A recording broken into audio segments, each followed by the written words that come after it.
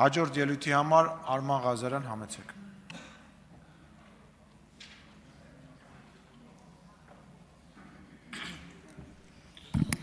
Սիրելի հայրենակիցներ, Տիկին Ջուլակյան,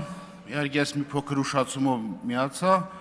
դուք փորձում եք այս ամենը վերագրել իբրև տեխնիկական բնույթի, այս խնդիրը քննարկվել է Ծաղկաձորում, եթե չեմ սխալվում, ընտրական օրենսգրքի լավարկման հետ կապված, եւ այդ նորմը այն ժամանակ պետք է փոփոխվեր։ Այդ նոր բան չէ, որ դու եկե, ասում եք, որ հիմա առաջ եկե, հայտ եկե դա եւ կա նաև Վենետիկի հանձնաժողովի խստագույն պահանջ, որ ընտրություններից որոշակի ժամանակ առաջ դուք իրավունք չունեք ընտրական օրենսգրքին կպնելու, դրանց դիտարկումն է դա, բոլորի համար էլ գաղտնիք չէ, որ եկել է գրանցման փուլ եւ արդեն փորձում եք, ես ոչ մի քաղաքական ուժի չեմ պաշտպանում, բացի մերնից իհարկե,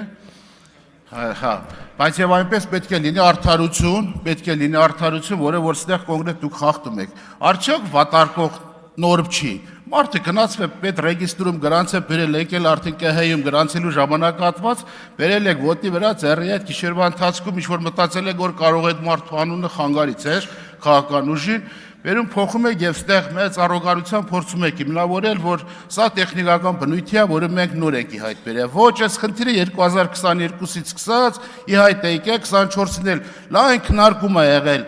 ընտրական օրենսգրքի լավարկման ժամանակ եւ դու հաշվի չեք առնում, ուղղակի գործընթացը ձեր շահերին հակառակ է գնում, քաղաքական փորձում եք այս օրենսդրական հիմնարար սկզբունքն էլ փոխեք, որպեսզի արմարեցնեք ձեր քաղաքական ուժի քիմքին, էսա ձեր ամբողջ խնդիրը, ուրիշ բան չկա, դա եւ փորձում եք հանրությանը մեզ ամոզեք, որ սա տեխնիկական բնույթի խնդիրներ է, սա բացարձակ տեխնիկական բնույթի խնդիրներ չէ, սա քաղաքական ուժի եւ անձի հետ կապված պայմանավորված ռեյտինգի խնդիր է, որը փորձում եք ընտրական օրենսգրքով կոտրեք եւ ջարդեք։